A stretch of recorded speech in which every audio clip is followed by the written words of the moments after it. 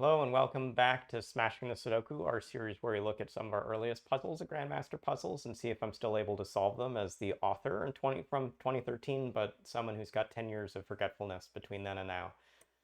We're quite excited to share that we've had our first correct submission to the 10-year anniversary contest, but there's still a ton of space on our leaderboard for anyone who's able to crack this really tough puzzle. It's obviously not impossible because we've now had some solvers get through it, but it's certainly difficult.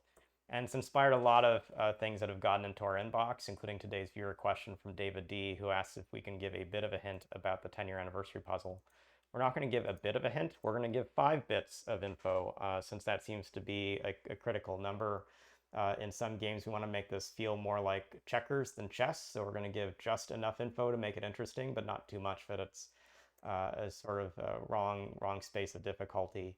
First thing to note is we've preserved a contest that was always there in these puzzles in 2013. The original puzzle release had a hidden contest in the file names. We gave the instructions afterwards, including the list of winners. You can't win the 10-year anniversary contest by solving the 2013 hidden contest that's already been described. But nice try for those who've done that. The 10-year contest is inspired by that first contest, though. It uses additional content that wasn't available in 2013, as well as those first 60 puzzles in some sense. So, just broaden your horizons a bit in how you're thinking. Only 9% of the critical contest info is currently available, but by next Sunday, all the info that's needed to solve this will be there. Of course, you don't always need all the info sometimes to get to the correct answer, as we saw from that first submission on March 1st, where the pair had just 70% of the contest info at that time. So really impressive solve by that pair. It'll help to be both inquisitive and observant, and it should go without saying, but the order of things matters a lot. Put the first things first and go from there. So with that as the answer to David D's question, we wanted to hit to our normal content, which is looking at the two puzzles from the past. And it's important to set the context for this week. So I'm filming this today on March 11th, 2023, but 10 years ago is when Time Magazine wrote an article in the World Puzzle Championship. This was following the event in Croatia that happened in 2012. Here's a photo of the US team and my friend Weiwa Wong's house with all this beautiful board game content behind us. Again, don't look too much at the back wall, except to say there's a pretty impressive collection of games and puzzles at Weiwa's house. And the motivation of having sat in that house for about a full day, having a photo shoot taken, as well as all the interviews with the Time correspondent who wrote the article, inspire at least the Slitherlink theme. So if you didn't understand why there's a theme around time, and follow the links on the website to that original article. It's still an interesting article, and probably still the best, even 10 years on, about the World Championships that's been written in the US. So we've got that puzzle as well as a deficit and surplus Sudoku to solve today. And we're going to start with the Slitherlink, and we're going to start by getting my video up here again. And we're going to see sort of what do we make of this. I think I've said in other places that my Slitherlinks, when I don't have any zeros, are the hardest. This one I actually have 2 zeros, but my eyes are drawn quickly there. The 0-2-2-0 pattern is a nice one. It's going to have, potentially one end crossing in this kind of way, or it can have both ends stay on the other side. The tension I'm seeing is actually running into this 3-3 clue. So I actually have 1, 2, 3 places I have 3-3 clues. And they're actually all surrounded by ones on the other side. So it's actually a 1-3-3-1 pattern. So this is nice. The 3-3 is always going to make an S shape or a 2 shape. I guess S or Z or 2 or 5, however you want to think about it. And when that comes through, another thing that's true about it is this pattern never takes these ends in the middle. And so some of the things that forces is we can't come into this part of this 2. So this 0-2-2-0 clue is instantly set. That actually now says you can't join that end. So this has to come up, this comes over, this comes up. This has to be the S shape for this 3 to work, this 3-3 to work, moves an end here, moves an end down. These get finished, this comes over. This 1-3-3-1 sort of has marked off these edges, which puts this constraint into the grid. It also means we can't come into this vertex here. So that means we've got to have an edge either on the top or left of this one, but that will always put an edge into this corner 3 that fills in this way. This 3 can't come down because then it has to go left. So instead it goes right. That closes off these. This has to go right. This 3 continues out, this comes down, this comes down. Looks like a good start.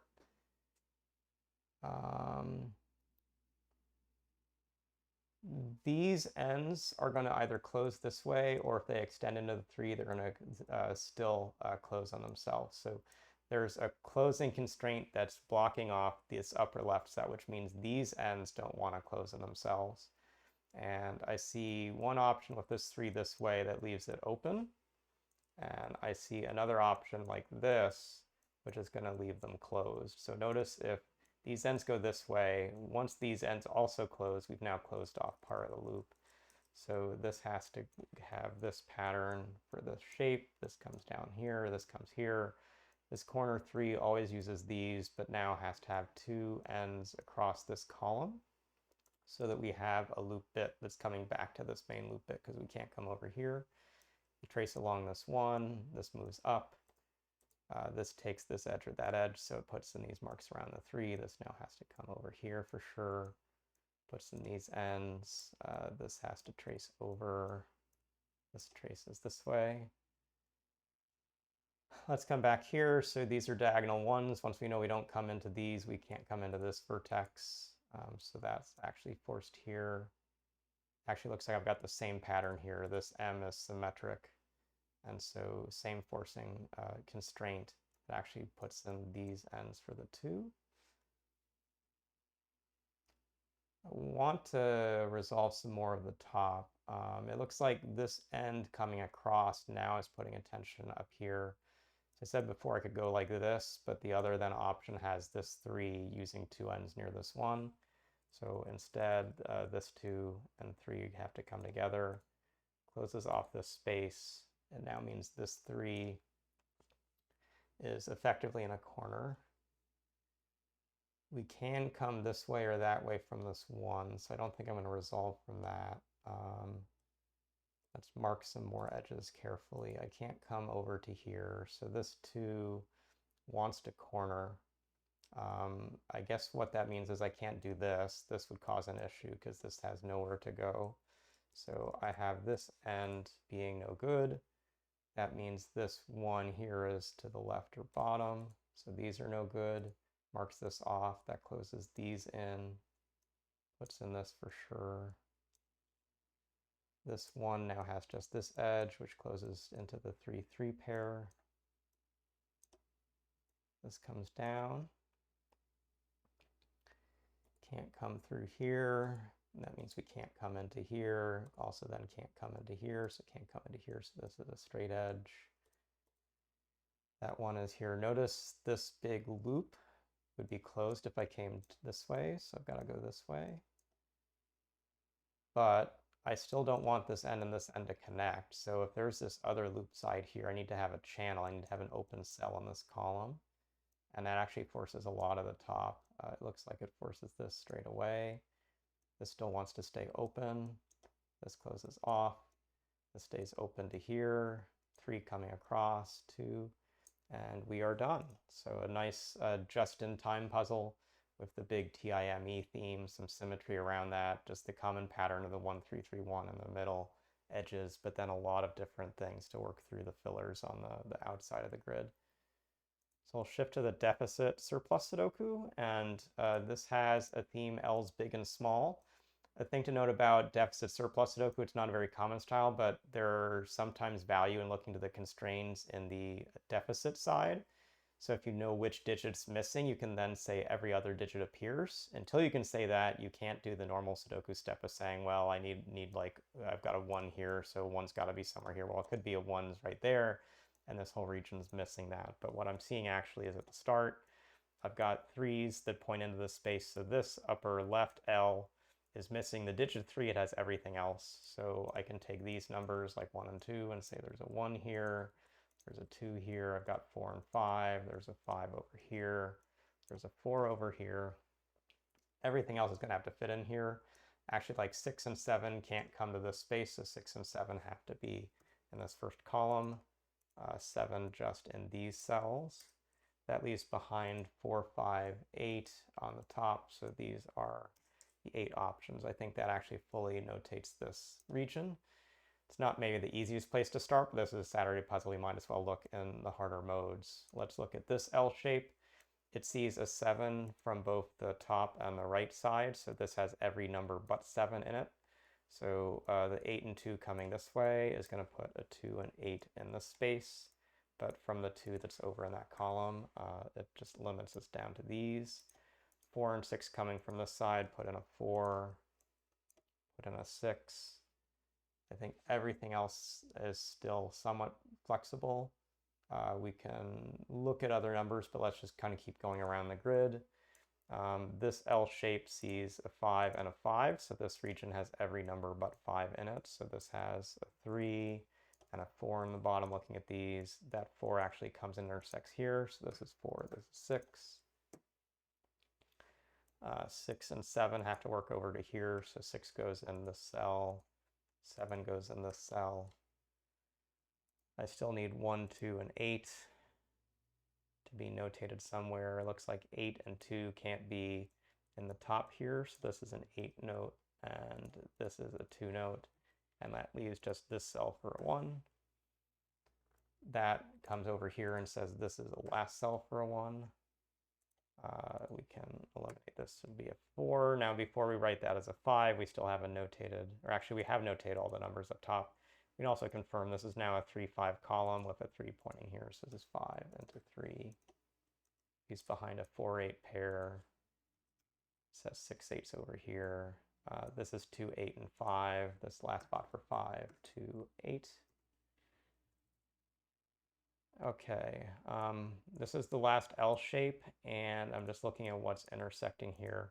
Here I don't know what is the missing digit because I don't have a single number I can place every number in here once. Like this is the last spot of 5 can go, the last spot of 1 can go, 7s can go everywhere here, 3s can go here. So I need to do a little more work on this one. So let's now come to the surplus side. The surplus ones always need at least one of each number, so we don't know which we'll get in twice, but where we don't yet have another 2 or another 1, another 8, we can put those in. This one needs a 4. It also needs a 1 and a 6.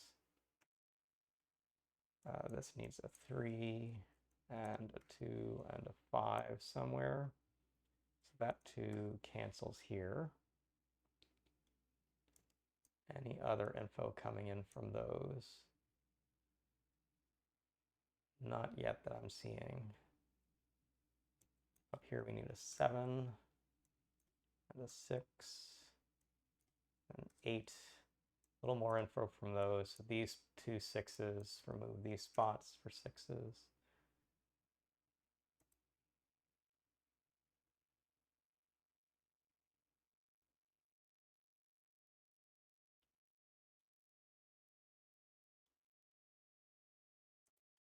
There's going to be an extra 7 in this one of these big squares just because this row needs to get finished. So this row needs 1, 2, 5, and 7, so the 5 has to be up top here. And actually, 5 also has to be in these cells. So here we go. We've got an extra 5 here, an extra 7 here. This is just looking across these rows for the full sets of digits and seeing 2 5s. So we're forced to fill them in here. And then also looking back at the digit 7 and recognizing I still need a 7 somewhere in the space, but it's got to be in one of these cells. So 7 goes here, puts in 1, puts in 2, puts in 8.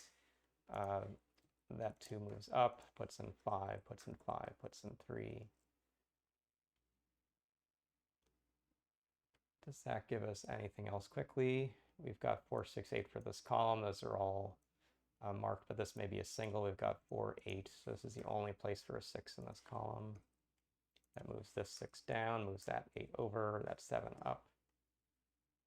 That 8 comes down here and says we've got a 4 and a 1 to finish this column. That 1 cancels over here. So we do need to get a 4 in this row. And this is the last space for it. So that means this is a 3, 8 column, and 3's up top because of the 8 pointing here. That puts in this 8, puts in this 2, puts in this 3, puts in this 8. This now has 2, 6, 7, 5. So we've got enough info around the grid that these numbers have to go in these spots. Puts in this 6, puts in this 7, puts in this 1, puts in this 2. last space for the 1. We have this 8 down below, now giving us 8, 4, 4, and a final 3. And we're through the deficit surplus Sudoku. So pretty twisted version of this variation, but a lot by looking at the L's big that were forced by some of the givens, like these 7s or these 3s or these 5 smalls. So I guess I had enough memory of this puzzle that it wasn't too tough. Hopefully you enjoyed seeing how we work through these grids, and we'll see you again for the 10th episode of Smashing the Sudoku next Sunday. Bye.